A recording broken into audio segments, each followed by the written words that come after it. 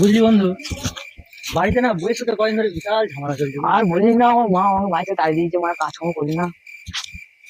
সবই তো বুঝলাম, এখন কি করবি বল বন্ধু। হাঁটতে হাঁটতে একটা গভীর জঙ্গলে চলে এলাম, বুঝলি। আশেপাশে কাউকে দেখতেও পাচ্ছি। ওটাতে একটা তুই তোর সাধু মনে হচ্ছে না, বসে আছে। হ্যাঁ হ্যাঁ, চো, চো, হ্যাঁ, চো, চো, চো। সেটা দেখতে ভালো লাগে, কি করছে? এই সাধু মনে হচ্ছে ভেড়ে বসেছে রে। হ্যাঁ,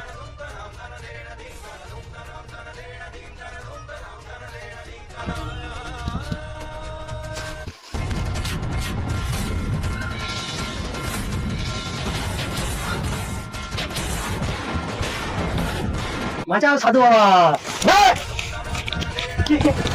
তোদের এত বড় সাহস, আমার 200 বছরের ধ্যান তোরা ভঙ্গ করে দিবি?